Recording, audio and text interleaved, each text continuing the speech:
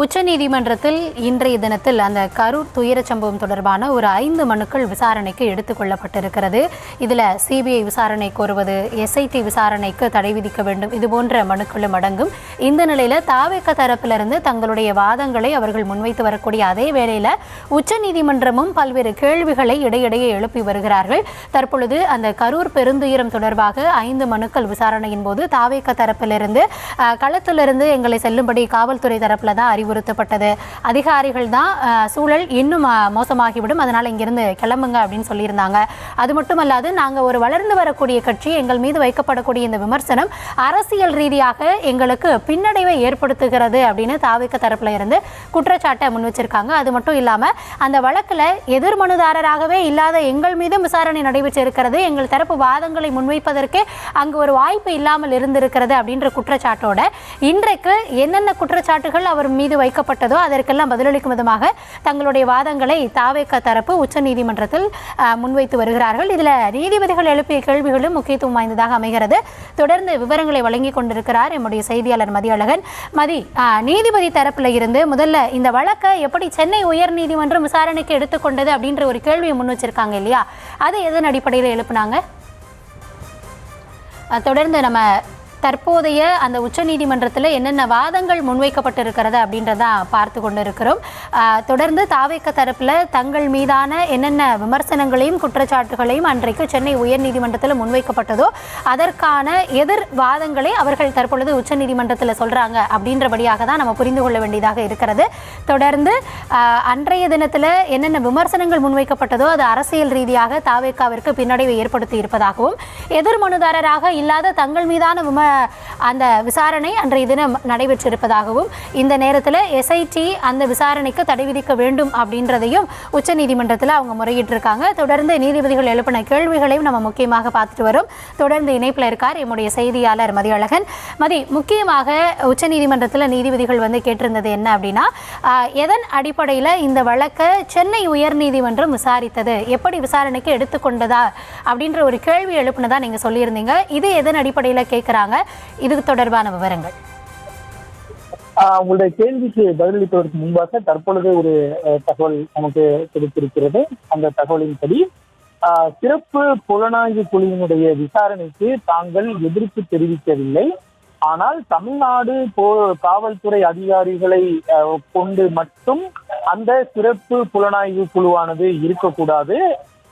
அதாவது இந்த குழுவினுடைய விசாரணை என்பது உச்சநீதிமன்றத்தினுடைய ஓய்வு பெற்ற நீதிபதி தலைமையில் சுதந்திரமான ஒரு சிறப்பு புலனாய்வு குழுவாக விசாரிக்க வேண்டும். அதாவது தாவக்காவினர் சொல்ல வருவது என்பது, அதாவது இந்த சிறப்பு புலனாய்வு குழு விசாரணையை தொடரட்டும், ஆனால் அந்த சிறப்பு புலனாய்வு குழுவினுடைய விசாரணையினுடைய கண்காணிப்பு நபராக அல்லது அதிகாரியாக உச்சநீதிமன்றத்தின் ஓய்வு பெற்ற நீதிபதியாக இருக்க வேண்டும். இந்த ஒரு முக்கியமான கோரிக்கையை தாவேகா தற்பொழுது எழுப்பி இருக்கிறது. அதாவது முழுமையாக தமிழ்நாடு காவல்துறை அதிகாரிகள் மீது தாங்கள் நம்பிக்கை இல்லை என்று சொல்லவில்லை. அவர்கள் விசாரணை நடத்தட்டும், ஆனால் இந்த விசாரணையை உச்சநீதிமன்றத்தினுடைய ஓய்வு பெற்ற நீதிபதி தலைமையிலான நீதிபதி தலைமையில் இந்த குழு இருக்க வேண்டும். அந்த ஓய்வு பெற்ற நீதிபதி இந்த விசாரணையை கண்காணிக்கலாம், அதில் தங்களுக்கு எந்த ஆட்சேபனையும் இல்லை என்று தாவேகா சார்பில் தெரிவிக்கப்பட்டிருக்கிறது. நீதிபதிகளை பொறுத்தவரைக்கும் மீண்டும் மீண்டும் இந்த வழக்கில் தற்பொழுது ஒரு கேள்வி எழுப்பி இருக்கிறார்கள். அதாவது இந்த போன்ற ரோட் ஷோக்களுக்கு எஸ்ஓபி, அதாவது நிலையான வழிகாட்டு நெறிமுறைகள், ஸ்டாண்டர்ட் ஆப்ரேட்டிங் ப்ரொசீஜர், இதை உருவாக்க கோரிதான் இந்த மனுவானது விசாரிக்கப்பட்டது. அந்த மனுவானது தாக்கல் செய்யப்பட்டது. அந்த மனு மீதுதான் இது போன்ற பல்வேறு விமர்சனங்கள் முன்வைக்கப்பட்டும் சிறப்பு புலனாய்வு குழுவினுடைய விசாரணைக்கு உத்தரவிடப்பட்டு இருக்கிறது. ஆனால் இது போன்ற ஏற்கனவே ஒரு வழக்கு சென்னை உயர்நீதிமன்றத்தில் நிலுவையில் இருக்கக்கூடிய நிலையில் இந்த புதிதாக தாக்கல் செய்யப்பட்ட இந்த வழக்கை சென்னை உயர்நீதிமன்றம் எப்படி விசாரணைக்கு எடுத்துக்கொண்டது? ஏற்கனவே இதே போன்ற ஒரு வழக்கு நிலுவையில் இருக்கும் பொழுது அந்த அதே கோரிக்கையுடன் புதிதாக தாக்கல் செய்யப்பட்ட ஒரு மனுவை சென்னை உயர்நீதிமன்றம் எப்படி விசாரணைக்கு ஏற்றுக்கொண்டது? மேலும் தேர்தல் பரப்புரை மேற்கொள்வது, ரோட் ஷோ நடத்துவது தொடர்பாக வழிகாட்டுதல்களை உருவாக்க கோரி தாக்கல் செய்யப்பட்ட மனுவை கிரிமினல் மனுவாக எப்படி தாக்கல் செய்யப்பட்டது, அதனை எப்படி சென்னை உயர்நீதிமன்றம் விசாரணைக்கும் எடுத்துக்கொண்டது என்ற ஒரு கேள்வியையும் நீதிபதிகள் முன்வைத்தார்கள். அதற்கு தமிழக அரசு தரப்பை பொறுத்தவரை உயிரிழப்பு இந்த விவகாரத்தில் ஏற்பட்டுள்ளதால் தான் கிரிமினல் வழக்காக இருப்பதாக கூறி உயர்நீதிமன்ற பதிவாளர் அதனை அந்த உரிய கிரிமினல் வழக்குகளை விசாரிக்கும் நீதிபதி முன்பு பட்டியலிட உத்தரவிட்டார் என்ற ஒரு பதிலை தமிழ்நாடு அரசு தரப்பில் தெரிவிக்கப்பட்டிருக்கிறது. இந்த வழக்கில் பாதிக்கப்பட்ட தரப்பாக மற்றொரு மனுதாரர் ஒரு வாதத்தை முன்வைத்திருக்கிறார். கரூர் சம்பவம் தொடர்பாக தற்பொழுது வரை விசாரணை என்பது முன்னோக்கி செல்லவில்லை.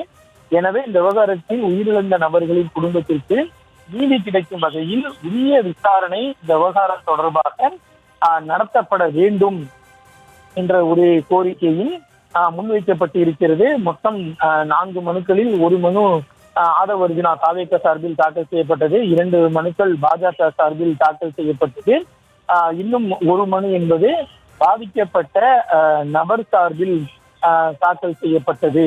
மொத்தம் 4 மனுக்கள் மீதான விசாரணை தான் தற்பொழுது நடைபெற்று வருகிறது. இந்த விவகாரத்தில் தற்பொழுது தமிழ்நாடு அரசு தரப்பில் ஆஜரான மூத்த வழக்கறிஞர் அபிஷேக் மனு சிந்தி இந்த விவகாரம் தொடர்பான அந்த வழக்கினுடைய உத்தரவினுடைய நகல் குறித்து விளக்கி வருகிறார். இந்த நிலையில் இந்த சம்பவம் எப்பொழுது நடந்தது என்ற செப்டம்பர் மாதத்தில் தானே நடைபெற்றது இந்த ஒரு கேள்வியை நீதிபதிகள் எழுப்பினார்கள்.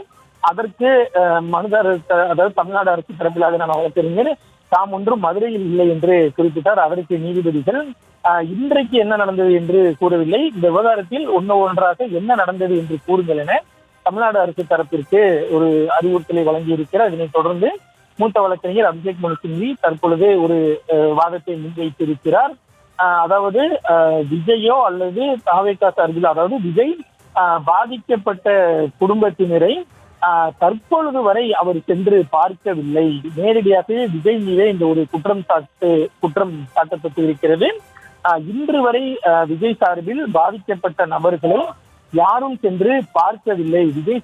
விஜய் நேரடியாக பாதிக்கப்பட்டவர்களை இன்று வரை சென்று பார்க்கவில்லை என்ற ஒரு குற்றச்சாட்டு அரசு தரப்பில் முன் வைத்திருக்கிறது. அதே நேரத்தில் மக்கள் அனைவரும் பொறுப்புடன் செயல்பட வேண்டும் என்பதுதான் தமிழ்நாடு அரசினுடைய ஒரு கோரிக்கையாக, தமிழ்நாடு அரசினுடைய எதிர்பார்ப்பாக இருப்பதாகவும் தெரிவிக்கப்பட்டு இருக்கிறது. மேலும் இந்த விவகாரத்தில் பாதிக்கப்பட்டவர்களை நேரடியாகவே விஜய் தூக்கி சென்று அவர்களை மருத்துவமனையில் அனுமதித்திருக்க வேண்டும். ஆனால் விஜய் அது போன்று செய்யவில்லை. மேலும் பாதிக்கப்பட்டவர்களையோ அல்லது அவர்களது குடும்பத்தினரையோ விஜய் இதுவரை நேரடியாக சென்று பார்க்கவில்லை என்ற ஒரு குற்றச்சாட்டையும் தற்பொழுது விஜய் சார்பில் தமிழ்நாடு அரசு தரப்பில் விஜய் மீது நேரடியாகவே ஒரு குற்றச்சாட்டு தற்பொழுது முன்வைக்கப்பட்டு இருக்கிறது.